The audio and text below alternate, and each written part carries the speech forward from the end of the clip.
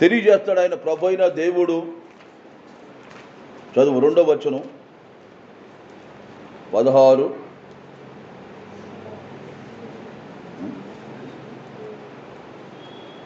రెండవ వచనం, వారు మిమ్మును సమాజ మందిరములో నుండి వెలివేయుదురు, మిమ్మును చంపు ప్రతివాడు తాను దేవునికి సేవ చేయుచున్నానని అనుకును కాలము వచ్చుచున్నది. అమ్మ ఏం చేస్తున్నా? దేవుని సేవ ఏందంట? దేవుని సేవ చేస్తాడంటే ఈయన. వారెవరు? మిమ్ము చంపు ప్రతివాడు ఎవరు? దేవునికి సేవ చేయుచున్నా. నేను దేవుని సేవ చేస్తా ఉన్నా, దేవుని పని చేస్తా ఉన్నా, దేవుని పక్క యుద్ధం చేస్తాను అనుకుంటాడట వాడు. సాటి మనిషిని చంపేవాడు, తోటి మనిషి చంపేవాడు ఏమనుకున్నా? నేను దేవుని సేవ చేయుచున్నాను. ప్రభు నందు ప్రియులారా, ప్రభు తెలియచేస్తా ఉన్నాడు, మేము చంపు ప్రతి వాడు నేను దేవునికి సేవ చేయుచున్నాననే కాలం. కనుక పరిస్థితి ప్రభు అయిన దేవుడు ఏమనుకుంటాడంటే, వారు దేవుని సేవ నేను ప్రతి వాడుకు తన హృదయం తను మోసగిస్తే తనకు అర్థం కాదు. అది మోసపోకూడు దేవుడు, వెక్కిరించబడడు దేవుడు. నిన్ను నన్ను లక్ష్య పెట్టాలి. ఇది దేవుడు వాడిని నేను త్రోసివేసి ఉన్నాను అని అంటాడు ప్రభు అయిన దేవుడు. నేను వాడిని త్రోసివేసి ఉన్నాను, నేను కోరుకోలేని వాడిని త్రోసివేసి ఉన్నాను. కనుకనే ప్రియులారా వినాలా, దేవుడు త్రోసివేయబడే వాడిగా ఉండకూడదు. ఎలా ఉండాలా? దేవుడు త్రోసివేసే విధంగా కాదు. దేవుడు నిన్ను లక్ష్య పెట్టి నీ అందు శ్రద్ధ నిలిపి నీ నీతికి తగినట్లుగా. చూడండి ఇక్కడ యోబు గ్రంథం 5వ అధ్యాయం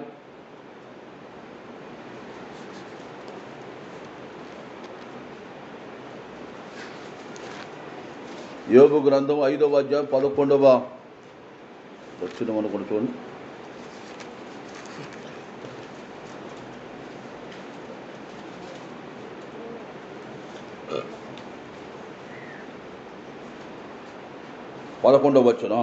అట్లు దీనులను ఉన్నత స్థలములలో ఉంచును, దుఃఖపుడు వారిని క్షేమమునకు. అంటే ఏమిటంటే అది దీను లక్ష్య పెట్టువాడు. ఎవరిని? దీనులను ఎక్కడ ఉంచుతాడంట? ఉన్నత స్థలాల్లో. ఎక్కడ ఉంచుతాడు? ఉన్నతమైన స్థలాల్లో ఉంచుతాడు. అందుకే అక్కడ ఏడుగురు అక్కడ కూర్చోబెట్టాడు. 8వ వాడు లేడు కదా, నాకు చెప్పాను కదా. 7వ వాడు ఆడున్నాడు, 8వ వాడు గొర్రెలు కాస్తా ఉన్నాడు. ఈ 7గురిని పిలిస్తే 7గురు నేను కోరుకోలేదన్న దేవుడు. ఇంకెవరు కుమారులు ఉన్నారు? ఎంతవరకు ఇంకొకడు ఉన్నాడయ్యా? వాడిని పిలిపించమన్నాడు. వినాల, వాడిని పిలిపించమంటే వాడిని పిలిచిన తర్వాత అక్కడ అంటాడు, ఇతడే నేను కోరుకున్నవాడు. చప్పట్లు కూడా దేవుడు, ఇతడే నేను కోరుకున్నవాడు. మా దేవుడు కోరుకున్న దృష్టిలో దేవుడు నేను ఉండాలి. నిన్ను దేవుడు లక్ష్య పెట్టాలా? దేవుడు నీ మీద దృష్టి నిలిపి నీ నీతికి తగినట్లుగా నీ నివాస స్థానం వర్ధన చేయవాడుగా ఉండాలి. నీ యథార్థకు తగిన రీతిగా ఉండాలి. ఇక్కడ చూడండి 8వ అధ్యాయం, ఇదే యోబు గ్రంథం 8వ అధ్యాయం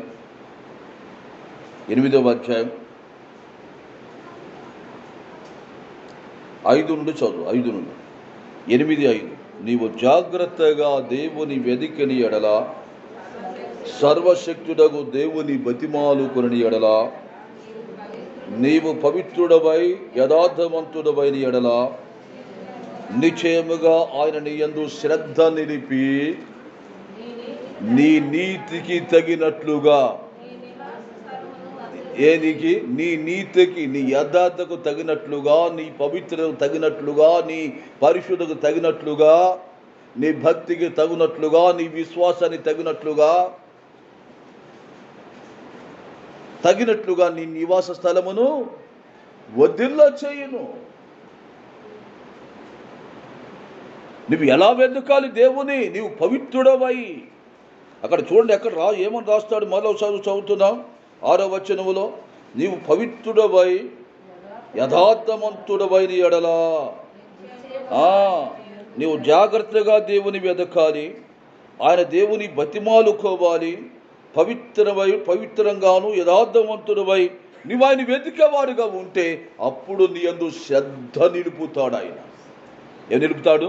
నీ యందు శ్రద్ధ నిలిపి, నిన్ను దీవించడానికి శ్రద్ధ నిలిపి, నిన్ను ఆశీర్వదించ శ్రద్ధ నిలిపి, నిన్ను బలపరచ శ్రద్ధ నిలిపి, తన రూపంలో మలచడానికి నిన్ను శ్రద్ధ నిలిపి, నీ నీతికి తగినట్లుగా, నీ భక్తికి తగినట్లుగా, నీ యథార్థతకు తగినట్లుగా, నీ పవిత్రమైన జీవితం తగినట్లుగా ఏం చేస్తాడు?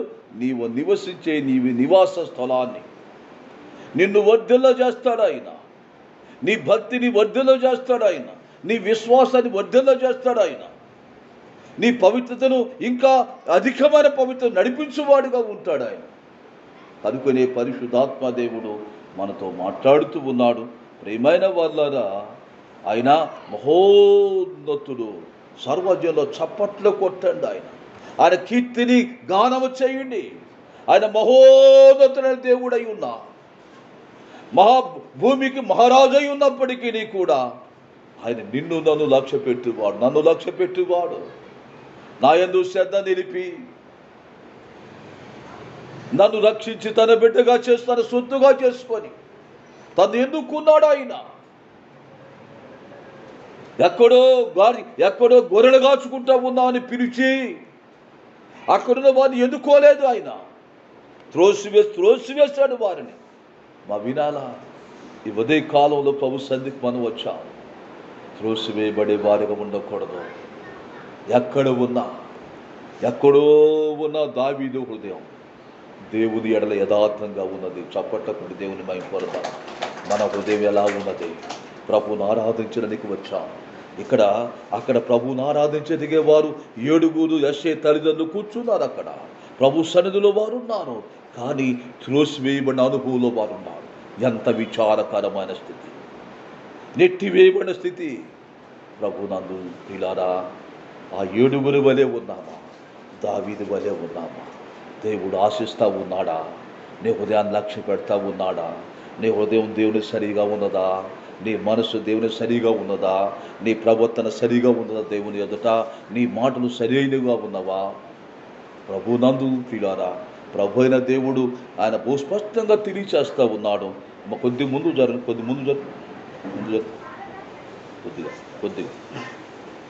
ఇక్కడ యోబు ఇదే కీర్తన గ్రంథములో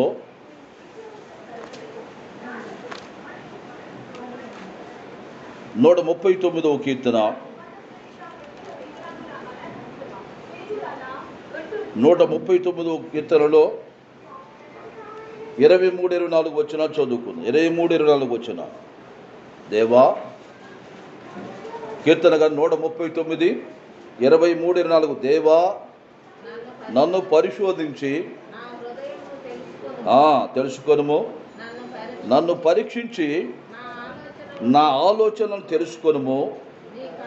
నీ కాయాసకరమైన మార్గము నా యందున్నదేమో చూడయ్యా. మా వినాలా, ఈ కీర్తనాకాడు పలికే పలుకు చూస్తూ ఉంటే ఏమంటున్నాడు? దేవా, నన్ను పరిశోధించయా, నా హృదయాన్ని తెలుసుకో. ఏం చేయాలి? నన్ను పరిశోధించు, పరీక్ష పెట్టు. బాధించైనా వేధించైనా ఏదైనా చెయ్యి, నన్ను పరీక్షించు. శ్రమ పెట్టి, బాధ పెట్టి, కష్టం పెట్టో, నష్టం పెట్టో, వ్యాధిని పెట్టో, నన్ను పరీక్ష చేయి. నన్ను పరీక్షించి దేవా, నన్ను పరిశోధించి నా హృదయాన్ని తెలుసుకో. నన్ను పరిశోధించి తెలుసుకో. అబ్రాహామును కూడా పరిశోధించాడు. నీకు ఒక్కడై ఉన్నా, నీకు ప్రేమించు, నీ కుమార్ని నాకు బలిగా ఇవ్వమన్నాడు.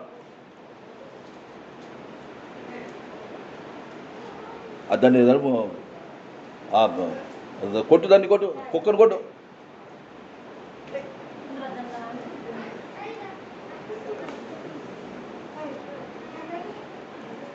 అబ్రహాము తన కుమారుడు ఒక్కడు, మా వినాలి చూడండి, ఒక్కడైన కుమారుని, ప్రేమించే కుమారుని నాకు బలిగా ఇవ్వమంటే తీసుకొని వెళ్ళి ఇచ్చాడు.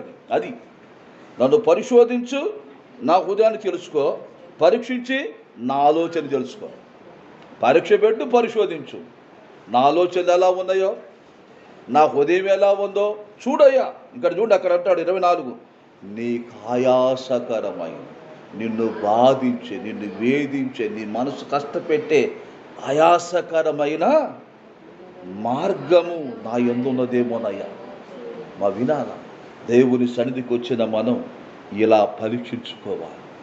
దేవుని సన్నిధికి వచ్చాం మనం, నీకు ఆయాసం కలిగించే మనస్సు నా యందున్నదేమో, నీ ఆయాసకరమైన మార్గం, ఆయాసం కలిగించే తలంపులు, ఆయాసం కలిగించే పరిస్థితి ఏదైనా ఉందేమో చూడు. నిత్య మార్గమున, ఏ మార్గం? నీ నిత్య మార్గంలో నడిపించు. మా వినాలి, ఎప్పటికప్పుడు భక్తుడు తన జీవితాన్ని సరిచేసుకుంటూ ఉండేవాడు.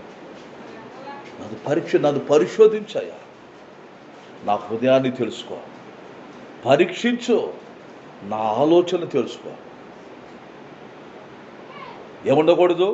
నీకు ఆయాసం కలిగించేది నా యందు ఉండకూడదు. ఇది ప్రభు సన్నిధికి వచ్చాం మా వినాల. ఇటువంటి ఆలోచన దేవుడు మన హృదయాన్ని లక్ష్య పెట్టువాడు. మన హృదయం తలంపులు, ఊహలు, ఉద్దేశాలను ఎరిగినవాడు ఆయన.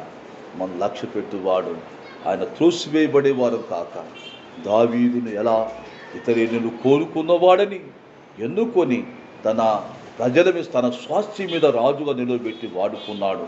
నిన్ను నన్ను కూడా ఆ రీతిగా వాడుకొని ప్రభు ఆశపడతా ఉన్నాడు. ఆయన మహోన్నతుడైన ఒక మాట, చివరిగా ఒక మాట చదివి నేను ముగిస్తా. చూడండి, యెషయా గ్రంథం 57వ అధ్యాయం. యెషయా గ్రంథం 57వ అధ్యాయం 15వ వచనములో మహాఘనుడును, మహోన్నతుడును, పరిశుద్ధుడును, నిత్య నివాసియునైన వాడు ఇలాగు సెలవిచ్చుచున్నాడు, నేను మహోన్నతమైన పరిశుద్ధ స్థలములో నివసించువాడను అయినను వినయమగాలి వారి ప్రాణమును ఉజ్జింపచేయుటకును, నలిగిన వారి ప్రాణమును ఉజ్జింపచేయుటకును, వినయమగల వారి యొద్దను, దీన మనస్సు గల వారి యొద్దను ఏం చేస్తున్నాను? నివసించుచున్నాను. ఎక్కడ నివసిస్తాడంటే అక్కడ ఆయన క్వాలిఫికేషన్, ఆయన స్థితి తెలియజేస్తూ ముందు, నేను మహాఘనుడు, మహోన్నతుడను, నేను మహాఘనుడు, నాకంటే ఘనుడు లేడు, నేను మహోన్నతుడు, నాకంటే మహోన్నతమైన వాడు లేడు, పరిశుద్ధుడు, నిత్య నివాసియునైన వాడు ఇలాగు సెలవిచ్చు, నిత్యముండు వాడు, నేను మహోన్నతమైన పరిశుద్ధ స్థలంలో నివసించువాడును అయినను ఏమంటాడు? వినయమగాల వారి ప్రాణమును ఉజ్జింపచేయి. వినయ మనస్సు, దీన మనసుతో వారి కుంగిపోయిన వారిగా ఉంటారు, దిగజారిన వారిగా ఉంటారు, నిరాశ కలిగిన వారిగా ఉంటారు, నిస్పృహ కలిగిన వారిగా ఉంటారు. అయినా అన్నాడు, నేను వినయమగల వారి ప్రాణమును ఉజ్జీవింపచేస్తాను. ఏం చేయటానికి? ఉజ్జీవింపజేయటానికి. నలిగిన వారి ప్రాణమును ఉజ్జీవింపజేయటానికి, వినయమగల వారి, దీన మనసు గల వారి నివసించుచున్నాను. నివసిస్తానంటే లక్ష్య పెట్టి ఎవరితో?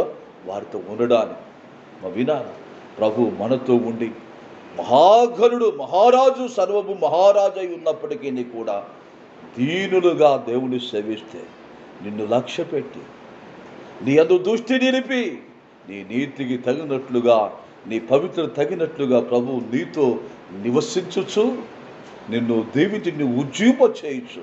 నీలో గొప్ప ఉజ్జీవాన్ని కలుగు చేసి అనేకులు దీవెన, మేలు, ఆశీర్వకరంగా జీవించడానికి దేవుడు కృపనిచ్చువాడిగా ఉంటాడు. అటువంటి స్థితి కలిగించడానికి, అట్టి భాగ్యం దేవుడు మనకు అనుగ్రహించే విధంగా దేవుడు కృప చేయునుగాక. దేవుడి మాటలు దీవించునుగాక. అందరు లేచి నిలవబడదాం. ప్రభు అయిన దేవుని స్తుతించి ఘనపరిచే వారిగా ఉందాం.